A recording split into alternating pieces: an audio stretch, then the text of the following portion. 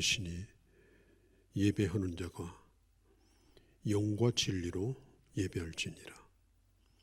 하나님 아버지, 오늘도 저희들로 하여금 주님을 예배할 수 있도록 주 앞에 세워주심을 감사합니다. 아버지께서 받으시는 참으로 귀한 복된 시간 되게 하옵소서. 우리 주 예수님의 이름으로 기도하옵나이다. 아멘. 하나님의 말씀 사도행전 16장 25절입니다. 한밤중에 바울과 실라가 기도하고 하나님을 찬송하며 죄수들이 듣더라. 아멘. 태도가 전부이다. 그런 책의 제목이 있습니다. 이 책을 다른 제목으로 부제를 붙인다면 자세가 전부이다. 이렇게 번역할 수도 있겠습니다. 성공은 태도, 즉 자세에 달려 있습니다. 사장이 되고 싶은 사람은 모든 일을 할 때 자신이 사장이라고 생각하고 행동을 합니다. 내가 사장이라면 어떻게 할까? 그리고 내가 사장이라면 이런 때 어떤 결론을 내릴까? 그렇게 하다 보니까 사장이 되는 것입니다. 이게 바른 태도입니다. 말하는 태도도 자세가 중요합니다. 말은 위대한 힘을 가지고 있죠. 그래서 말한 대로 되어집니다. 항상 불평, 불만을 털어놓으면 그 사람은 어느 순간 부정적인 사람으로 고정이 되어버립니다.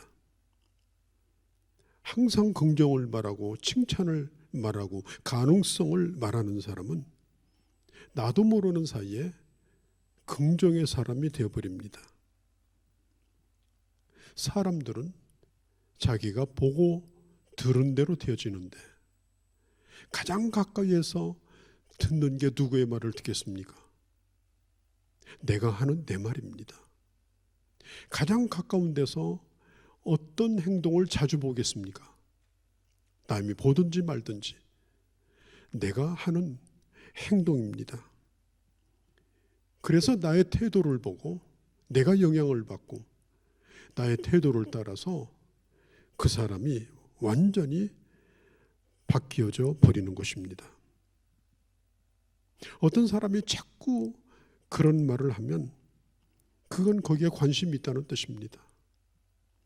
그러다 보면 나중에 자기도 모르는 사이에 거기에 자기 인생을 던지고 투자합니다. 잘 되기도 하고 못 되기도 합니다.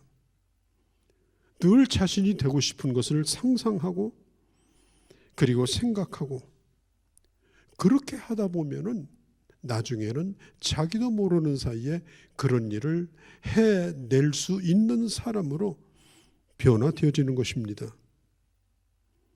그래서 그 책의 결론은 뭐냐? 자세를 바꾸면, 태도를 바꾸면 인생이 바뀐다. 간단한 결론이지만 우리가 새겨 들어야 될 내용이죠. 지금 우리가 지나고 있는 이 세계의 상황은 매우 좋지 않습니다. 전례 없는 재앙을 지금 만났습니다. 이것은 어느 한 개인이나 국가의 문제가 아니라 전 세계가 겪고 있는 세계적 위기입니다. 온 세계 사람들의 지금 일상이 완전히 다 빼앗겨 버렸습니다. 많은 사람들이 전염병에 걸렸든지 아니면 전염병으로 죽어갔습니다. 마치 한여름에 곧 소나기가 올 것 같은 그런 먹구름이 가득 쌓여 있고 그리고 계속 비가 쏟아질 것 같은 그런 상황을 우리는 맞고 있습니다. 이럴 때 우리는 어떤 태도를 가져야 되는가? 분명한 것은 예수 안 믿는 사람과는 분명히 태도가 달라야 됩니다. 고난 가운데 하나님의 사람은 분명히 달라야 됩니다. 오늘 여러분들의 태도는 어떻습니까? 늘 인상을 쓰면서 늘 툴툴대고 그렇게 사십니까? 아니면 잘 웃고 늘 감사하고 긍정적이십니까? 입만 열면 이 망할 놈의 세상, 이 망할 놈의 나라, 그렇게 불평하십니까?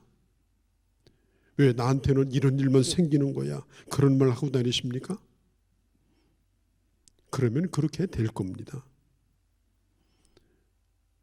우리가 살고 있는 이 위기의 상황 가운데 우리의 반응, 우리의 태도가 우리 인생의 성공, 또 실패, 우리 신앙의 성공과 실패를 분명히 가르게 될 것입니다.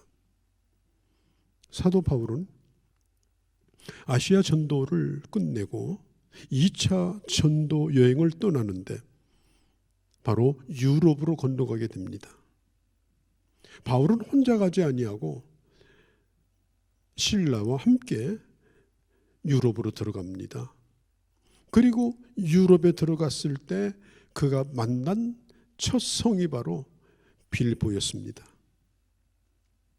바울은 자신이 감옥에 들어가리라고 상상도 못했습니다. 누구든지 이 감옥이라고 하는 환경은 사람들이 다 피하고 싶은 환경이죠. 그래서 감옥에 가야 마땅한 사람도 감옥에 가지 않으려고 할 수 있는 한 모든 걸 다 합니다. 요즘 여러분 뉴스에서 보고 있는 재판 소식이 뭡니까?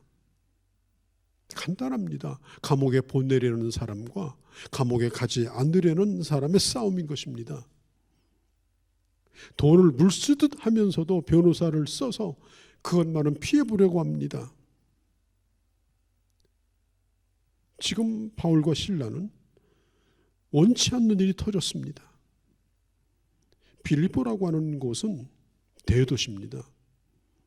저도 빌립보에 간 적이 있습니다만은 남아있는 그 빌립보의 그 유적은 대단히 넓고 컸습니다. 그리고 바울이 복음을 전할 때 다녔을 것으로 예상되는 큰 도로와 그리고 시장을 볼 수가 있었습니다. 그리고 바울이 갇혔다고 전해지는 감옥도 남아 있었습니다. 바울은 사람들이 드나드는 저잣거리에서 귀신 들린 한 소녀를 만납니다.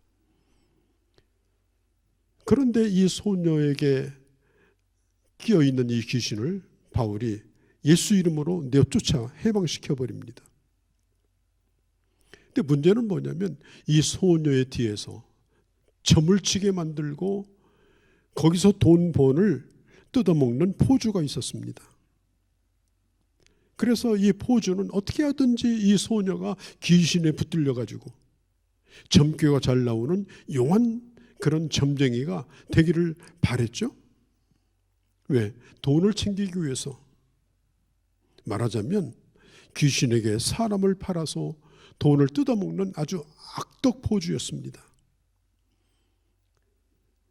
바울이 빌립보 거리를 가는데 이 소녀가 계속 쫓아오면서 얘기합니다.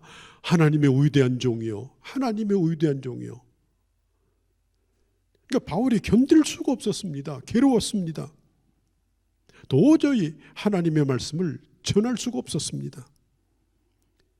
그래서 그때 바울은 그를 사로잡고 있는 악령을 내쫓아버리니 이 여인이 정신이 제대로 돌아옵니다. 이제 점괘가 떠오르지 않습니다. 사람들이 찾아오지 않습니다. 개인적으로 이 소녀는 이제 그 어두운 세력으로부터 자유함을 얻고 새 인생을 살 수가 있게 되었습니다. 얼마나 축하할 일이에요.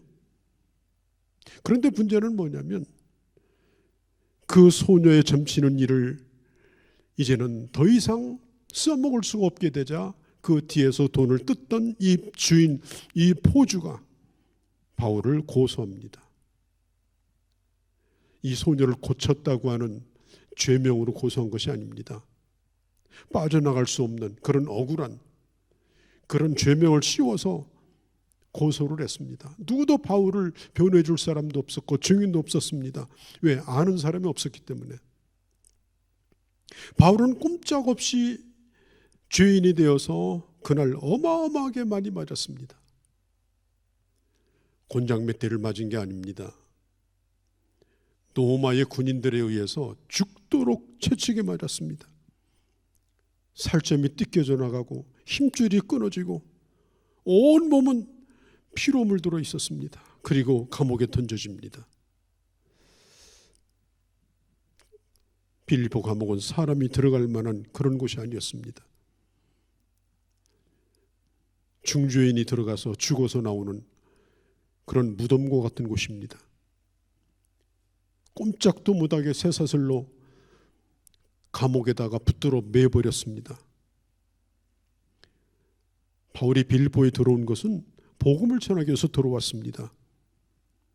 악한 영으로부터 자유함을 누리게 한 거 참 잘한 일입니다. 하나님이 함께 하심으로 하나님이 이루신 일입니다. 한 인생에게 자유함을 준 놀라운 사역이었습니다. 그런데 결과는 감옥에 들어가는 일이었습니다. 바울이 사람들에게 비난받은 일을 한 것도 아닙니다. 누구 것을 도둑질한 것도 아닙니다. 오해를 받은 거죠. 누군가에게 억울하게 지금 괴롭힘을 당하고 있습니다. 이럴 때에 사람들은 자기가 하던 일을 때려치우든지 화를 내든지 분통을 터뜨리는 게 보통 일입니다. 지금 이 바울의 심정도 억울하기 그지가 없습니다. 얼마나 기가 막힌 일입니까? 그날 저녁에 시간이 점점 흐르고 밤이 깊어져 가고 자정이 되었을 때 바울은 고통 가운데 잠을 이룰 수가 없었습니다. 그리고 바울과 실라는 불평하고 화를 내지 아니하고 고통 가운데서 신음하면서도 그때 거기서 하나님을 찬송하기 시작합니다. 바닥에는 벌레가 기어다니고 지거 돌아다니고 그리고 냄새, 그 좋지 않은 냄새가 가득 차 있는 그 감옥에서 추위에 떨 수밖에 없는 그런 추위 속에서 바울과 실라는 기도하며 하나님을 찬송합니다. 성경에 보니까 한밤쯤 되어서 바울과 실라가 기도하면서 하나님을 찬양하는 노래를 부르고 있는데 25절에 죄수들이 다 듣더라. 죄수들이 보고 놀랐습니다. 찬양하는 그 내용이 뭔가를 자세히 들었습니다. 그리고 한참 그렇게 하고 있는데 그때 갑자기 큰 지진이 일어납니다. 벽돌로 지은 그 집은 순식간에 허물어집니다. 옥문이 다 부서져 버리고 활짝 열립니다. 땅이 심하게 흔들리고 사람들은 바닥에다 뒹굴어 버립니다. 죄수들을 메고 있던 쇠고랑은 전부 다 풀려버립니다. 그때 한참 졸고 있던 이 간수가 놀라서 깹니다. 눈을 떠보니까 먼지가 자욱해서 앞이 보이지 않습니다. 눈을 떠보니 감옥문은 훤하게 다 열려져 버렸습니다. 이 간수는 생각합니다. 틀림없이 지금 이 죄수들이 다 도망을 쳤을 것이다. 그리고 나는 그 죄수를 놓친 값으로 나는 죽음을 면하지 못할 것이다. 그는 스스로 칼을 뽑아서 그의 목숨을 끊으려고 했습니다. 그런데 캄캄한 어둠 속에서 아주 다급한 소리가 들립니다. 죽지 마시오. 우리가 여기 있어. 그렇게 소리 지른 게 누구냐? 그게 바로 바울이었습니다. 작년 3월 달에 2020년 3월 달에 그때 코로나 사태로 인해서 그 감옥에서 대우를 시원찮게 해준다고 브라질 감옥에서 불만을 품은 죄수들이 4군데서 폭동이 일어나가지고 1000명이 탈옥을 했습니다. 감옥에 있는 사람들은 문만 열리면 도망갑니다. 문 열리는 거 보고 도망가지 않을 죄수가 어디 있겠습니까? 지금 바울만 거기 있는 것이 아니고 다른 죄수들도 있을 터인데 웬만하면 다 도망갔을 텐데 지금 그 자리에 전부 그대로 있었습니다.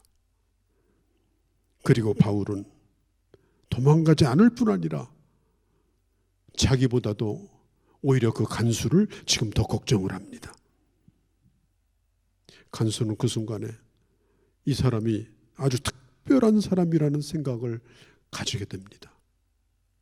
그리고 급히 등불을 켜서 바울을 찾아가서 감사의 인사를 표합니다. 그리고 그를 감옥 밖으로 데리고 나가서 그리고 그에게 엎드려 두려워하면서 이렇게 묻습니다. 선생들이요, 우리가 어떻게 하여야 구원을 얻겠습니까? 우리가 어떻게 하여야 구원을 얻겠습니까? 이때 바울은 자기 자신의 억울함이든지 자기 자신의 아픔이라든지 그런 것을 한마디도 얘기하지 않습니다. 어떻게 보면은 자기에게 유리하도록 뭔가 요구할 수 있는 그런 좋은 기회가 될 수도 있었습니다. 그러나 그런 사실은 이 간수도 이미 다 알고 있습니다.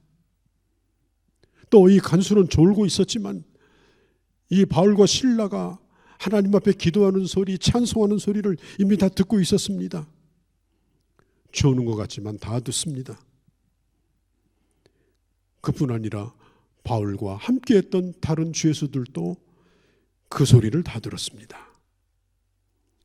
여러분, 바울이 고난 가운데에서 하나님을 바라보며 주님을 향하여 드렸던 기도와 그 찬송을, 그리고 그 기도 속에, 그 찬양 속에 있는 예수 그리스도의 그 복음을 그들은 이미 다 들었습니다. 왜 그들이 감옥에 와 있는지 그걸 알게 됐습니다. 그런 태도를 보면서 간수뿐 아니라 거기에 있는 모든 죄수들이 다 감동을 받습니다. 그래서 태도가 중요한 겁니다. 그 복잡한 위기 속에서도 바울은 자기 자신보다도 자기 안위보다도 죄수가 잘못될까 봐서 또 간수가 잘못될까 봐서 그들을 추스리며 걱정하고 있는 이런 진정성을 보면서 마음에 큰 감동을 받습니다. 바울에게는 어떤 두려움도 염려도 없었습니다. 왜냐하면 모든 것을 하나님 앞에 다 맡겼습니다. 여러분, 그리스도인의 탁월한 삶의 모습, 삶의 태도는 고난의 때에 그 빛을 발하는 것입니다. 자신이 믿고 있는 신앙에 대하여 그 어떤 경우에도 흔들리지 않는 것을 간수는 분명히 보았습니다. 그리고 간수는 이미 바울의 그늘 밑에 코앞에 지금 나와서 지금 엎드려 있습니다. 그리고 바울에게 말합니다. 선생이요, 이제는 죄수가 아닙니다. 내가 앞으로 어떻게 살아야 될지, 뭘 묻어야 될지, 어디로 가야 될지 그걸 가르쳐주는 선생으로서 가르침을 달라고 지금 요청하고 있는 것입니다. 그때 바울에게서 터져나온 첫 번째 소리가 뭐예요? 주 예수를 믿어라. 놀라운 겁니다. 주 예수를 믿어라. 이미 바울 속에는 예수 그리스도가 가득 차 있었습니다. 예수 그리스도를 믿으면 죽어 천국에 가는 것뿐 아니라 이 모든 절망적인 상황 가운데서 구원할 것을 바울은 믿었습니다. 그리고 너와 내 집이 구원을 받으리라고 선포합니다. 그때 간수는 그 자리에서 완전히 다 녹아져 버리고 예수님을 받아들입니다. 그리고 바울과 실라를 자기 사저로 데리고 가서 그 상처를 다 씻어줍니다. 예수님을 만난 그 감격으로, 그 떨리는 손으로 바울의 발을 씻겨주는 이 간수를 한번 상상해 보십시오. 그리고 온 가족들이 바울에게 복음을 듣고 거기서 세례를 받습니다. 그리고 그 자리에서 식사를 나누는 그 식탁은 거룩한 만찬이 되었습니다. 빌립보 교회는 의리의리한 교회를 짓고 시작된 것이 아니라 바로 이 고난 가운데서 감옥에서 시작된 교회였습니다. 우리가 인생을 살면서 내가 원치 않는 일들을 겪습니다. 나는 선한 일을 하려고 했는데, 나는 주의 일을 하려고 했는데 너무나도 억울하고 너무나도 분하고, 그래서 어떤 때는 이성을 잃어버리고 자기 스스로를 조절할 수 없는, 다 망가져버리는 그런 사람들도 있습니다. 이럴 때 자기가 불행하다고 하는 생각에 빠집니다. 이럴 때 우리는 이 문제를 어떻게 풀어나가야 될까? 여러분, 날씨를 내 마음대로 할 수 없는 것처럼 우리 인생에 다가오는 일들을 우리는 내 마음대로 선택할 수가 없이 그런 일들은 우리에게 다가옵니다. 중요한 것은 그럴 때 나는 어떤 태도를 가지는가, 그게 중요합니다. 중요한 것은 어떤 태도를 취할 것이냐, 그것은 내가 선택할 수 있는 겁니다. 상황은 내가 선택하지 못합니다. 굳은 날 개인 날 내가 선택하지 못합니다. 그러함에도 불구하고 하나님이 나를 주장하시도록, 하나님께서 나를 쓰시도록, 그런 상황 가운데서도 하나님의 일이 이루어지도록 그 상황에 휘둘리지 아니하고 끌려가지 아니하고 그 상황에 나를 던져버리지 아니하고 올바른 태도를 가지는 것, 이게 대단히 중요합니다. 좌절하고 절망하고 불평하는 것을 여러분 선택하지 않기를 바랍니다. 감사를 선택하십시오. 하나님이 도우실 것을 믿는 믿음을 선택하십시오. 예수 믿는 사람이 선택하는 이 바른 태도는 무슨 마인드 컨트롤이든지 긍정의 힘이라든지 적극적인 사고방식이라든지 그런 심리적인 것이 아닙니다.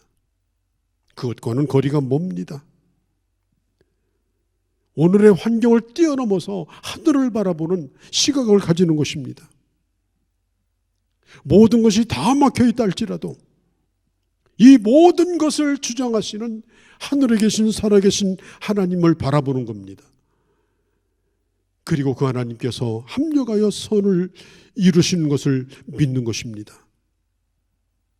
주님께서 그 상황을 휘어잡으시고 나와 함께 그 상황을 주장하시도록 하나님의 선한 뜻에 그를 맡기는 믿음이 필요한 것입니다.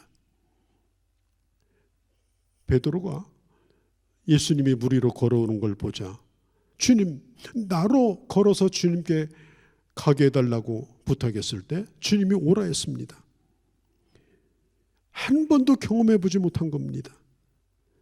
한 번도 들어본 적도 없습니다. 신앙적 경험이라고 하는 것은 들어보고 경험하는 것이 아니라 그 말씀을 믿는 겁니다. 해본 적도 없는 일입니다. 우리가 인생을 살다 보면 그런 일들이 얼마나 많습니까? 늘 새로운 사건에 우리는 접하게 됩니다. 베드로가 주님의 말씀을 받아들이고 주님을 향하여 시선을 뺏기지 아니하고 그리고 물 위로 걸었을 때 그는 그 물 위를 걸을 수가 있었습니다. 그러나 주님을 바라보는 시선에서 벗어났을 때, 파도와 바람이 그 눈앞을 막아버렸을 때 그는 물속에 빠져버렸습니다. 환난 가운데 있을 때 뭘 바라보느냐? 자욱한 감옥에서 그 감옥을 뛰어넘는 하나님을 바라봤습니다. 그때 이 바울은 마음이 하늘에 있었고 하나님이 그를 주장하기 시작하는 것입니다. 다윗이 골리앗 앞에 섰을 때 골리앗을 봤다면 다윗은 얼어가지고 꼼짝도 못합니다. 그러나 골리앗보다 크신 하나님을 바라봤습니다. 그리고 담대하게 나갔습니다. 그리고 승리를 베풀어 주셨습니다. 여러분, 오늘 내가 겪고 있는 환경이 내가 할 수 있느냐 없느냐, 내 능력에 가능하느냐 않느냐, 그것을 상관하지 말고 주님을 바라보시면서 주님의 음성을 여러분 들으셔야 합니다. 아무리 사방에 막혀도 우리는 하늘을 바라볼 수 있고 기도할 수 있는 사람입니다. 주님을 예배할 수 있는 사람입니다. 그럴 때에 하나님의 사람다운 태도를 가지게 되는 것입니다. 간수의 가족이 예수를 믿고 이미 밖에서 예수를 믿고 결심했던 루디아와 같이 함께 시작한 교회가 바로 이 빌립보의 교회였습니다. 사람들은 이렇게 말하죠.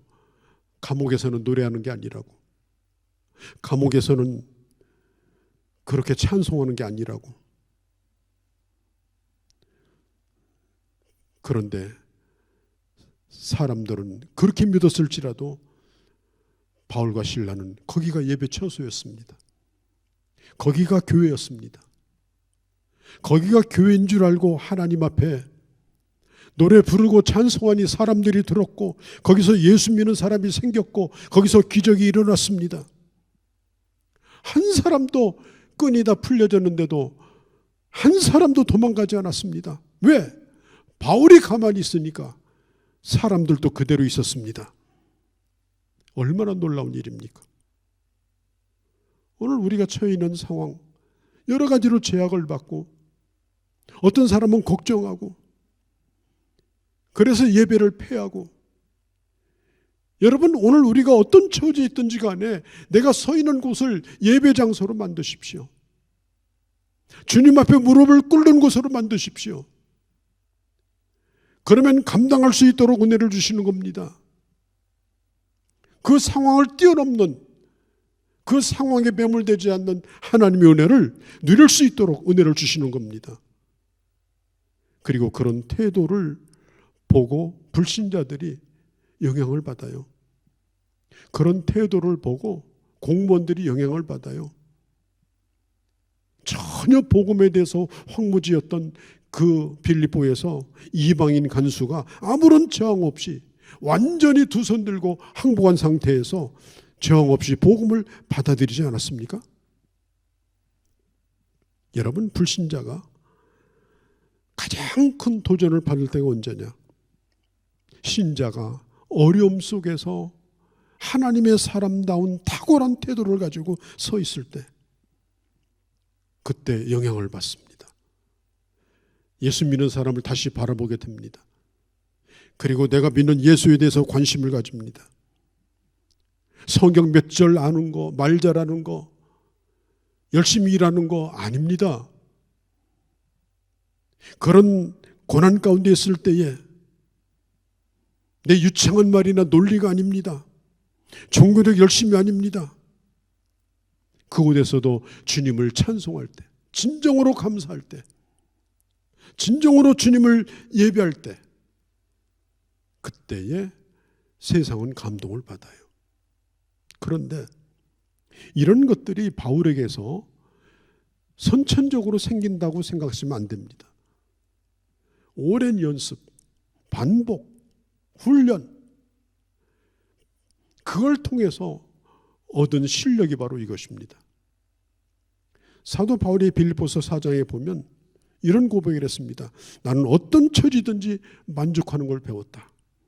내가 비천할 줄도 알고 풍족할 줄도 알고, 나는 배부르거나 굶주리거나 풍족하거나 궁핍하거나 어떤 경우에도 나는 거기에서 적응하며 내게 맡겨준 일을 하며 거기에서 하나님을 섬길 수 있는 일체의 비결을 내가 배웠다.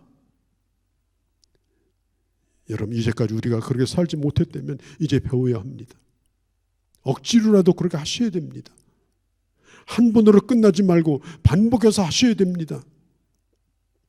좋은 태도를 가진 그리스도인으로 훈련하셔야 됩니다. 조급하지 말고 인내하면서 훈련하면 반드시 변하게 됩니다. 여러분 스스로가 변하는 것을 여러분 알게 될 겁니다. 패배주의, 부정적인 거, 그런 생각, 일단 그거부터 여러분 제거하십시오. 하나님이 나와 함께 하심을 신뢰하고, 그리고 나를 하나님의 기준에 맞춰 나가십시오. 그렇게 되면은 결국은 그런 사람으로 만들어집니다. 제일 좋은 것이 여러분 뭔지 아십니까? 하루를 시작할 때 그렇게 시작하십시오. 어두운 밤이 지나가고 아침에 해가 떠오르듯이 우리는 아침을 맞을 때 캄캄한 밤이 사라지고 태양이 떠오르는 그 영적인 아침도 맞으셔야 됩니다. 오늘도 어둠이 사라지고, 오늘도 부정적인 생각이 사라지고 밝은 빛을 주시기를 아침마다 구하셔야 됩니다. 첫 생각, 첫 언어, 첫 노래, 처음 읽는 글들, 이것에 주의하십시오. 아침에 듣는 음악, 아침에 부르는 노래가 중요합니다. 아침에 하는 말이 중요합니다. 아침에 누구하고 대화를 나눴는가, 그거 중요합니다. 나도 모르는 사이에 그런 언어를 쓰고 나도 모르는 사이에 그런 노래를 부르고 있습니다. 좋은 태도를 가지기 위한 가장 좋은 길은 하루를 좋은 태도로 시작하는 것입니다. 그리고 어떤 일이 있든지 간에 좋은 쪽을 보려고 노력하셔야 됩니다. 보나드 쇼라고 하는 분은 이런 얘기를 했습니다. 긍정론자는 비행기를 만들고 부정론자는 낙하산을 만들었다. 긍정론자는 하늘을 날게 하였지만 부정론자는 그걸 대비하는 것만 했다. 아무리 안 좋다 하더라도 좋은 것을 먼저 말하십시오. 아무리 힘든 일이 많아도 긍정적인 것부터 보십시오. 하나님의 눈으로 그 문제를 바라보는 그 훈련을 키워나가십시오. 잘못된 태도를 대변하는 가장 좋은 말이 삐딱하다는 말입니다. 여러분 혹시 삐딱하지 않습니까? 태도가 삐딱하고 언어가 삐딱하고 삶의 자세가 삐딱하고, 삐딱하다고 하는 것은 그 삶 자체가 그렇게 소망적이지 않습니다. 결국은 삐딱하다가 쓰러지고 존재감도 없이 사라져버리고 마는 거예요. 자살하려고 하던 간수를 뜯어말린 바울, 어떻게 하면 구원을 얻을 수 있을까? 그때 바울은 말합니다. 예수 믿으면 구원받습니다. 이것은 엄청난 메시지입니다. 그때 당시 그 죄수들을 추관하던 사람들이 로마의 공무원이었습니다. 지금도 사람들이 공무원 되려고 기를 쓰고 애를 쓰죠. 로마 시대 당시도 로마 제국의 공무원이 된다고 하는 것이 그 당시의 꿈이었습니다. 그래서 젊은이들은 공무원이 되기 위해서 몸부림을 쳤습니다. 왜? 안정된 지위와 삶이 보장되었기 때문에. 그 가운데 한 사람이 간수였습니다. 이것이 오늘 우리 현실 아닙니까? 지금 너도 나도 공무원이 되겠다고, 대기업 사원보다도 공무원 해보겠다고 애를 쓰는 현실입니다. 왜? 안정감이 있으니까. 그런 사람들에게, 그 간수에게 바울이 얘기합니다. 공무원이 너를 구원하는 게 아니다. 주 예수를 믿어라. 공무원이 네 삶을 보장해 주는 것이 아니다. 주 예수를 믿어라. 얼마나 비현실적인 얘기입니까? 그러나 그 말에 간수는 그 자리에서 무릎을 꿇었습니다. 오늘 공무원들 몇 마디에 교회가 문을 닫고 예배가 폐해지고 그런 시대를 우리가 살고 있지 않습니까? 세상이 아무리 힘들고 어렵다 할지라도 예수 믿는 믿음, 하나님을 신뢰하는 신앙, 이것의 절대적 가치를 믿고, 그리고 거기서도 구원을 얘기하고 복음을 말하고 하나님을 선포할 때에 그 누구라 할지라도 우리가 믿는 복음을 정하지 못하고 무릎을 꿇게 되어 있는 것입니다. 오늘날 교회가 너무나 쉽게 무릎을 꿇었기 때문에 권력 앞에 예배가 폐해지는 이런 처참한 상황은 바로 누구의 책임이 아니라 우리들의 잘못된 태도 때문입니다. 복음의 절대성, 구원의 절대성, 예배의 소중함, 어떤 경우에도 이 모든 상황, 이 어두운 현실을 이기는 것은 예수 그리스도를 믿어라, 예수 그리스도를 붙들라, 이것을 선포하는 것, 이거 바로 교회입니다. 그게 바로 하나님의 사람입니다. 난 여러분들이 그런 주의 사람들이 되기를 바랍니다. 가장 절망적인 상황에서도 복음을 전할 때 거기가 교회가 되는 거예요. 이게 바로 하나님의 사람의 바른 태도인 것입니다. 하나님은 그들을 통하여 하나님의 위대한 일을 이루셨습니다. 오늘 우울한 것이 사람들의 마음을 덮고 있는 이때에 부정적이고 삐딱한 우리의 잘못된 태도를 바꾸고, 그리고 오늘 내가 서 있는 곳을 기적의 장소로, 하나님의 복음이 꽃피는 장소로, 하나님의 교회가 되는 장소로, 하나님의 역사를 이루시는 그런 축복된 장소로 바꿔나가는 그런 귀한 주님의 자녀들이 되어주시기를 바랍니다. 걸어가신 아버지, 빌립보 감옥은 절망이었습니다. 죽도록 얻어맞고 거기 들어가면 살아나올 자가 없었습니다. 그러나 바울은 거기서 하나님을 찬양했고 그 상황에 매몰되지 아니하고 주님을 바라보며 캄캄한 어두운 구름 위에 떠있는 하나님의 신실하심을 바라봤습니다. 그리고 주님을 찬양했습니다. 그때 모든 사람이 들었고 모든 사람이 바울의 그늘 앞에 들어왔고, 지진이 나서 감옥터가 다 부서졌어도 한 사람도 도망하지 아니하고 결국 간수가 예수 믿고, 그리고 거기서 빌립보 교회가 시작됐습니다. 아무리 힘들고 어려운 상황에 놓여 있다 할지라도 교회가 교회되어지며 복음이 복음되어지며 결코 하나님 역사는 매이지 아니하는 이 위대한 기적을 일으켜 나가는 주의 사람들과 또 주님의 교회가 되게 하여 주시옵소서. 우리 주 예수님의 이름으로 기도하옵나이다. 아멘.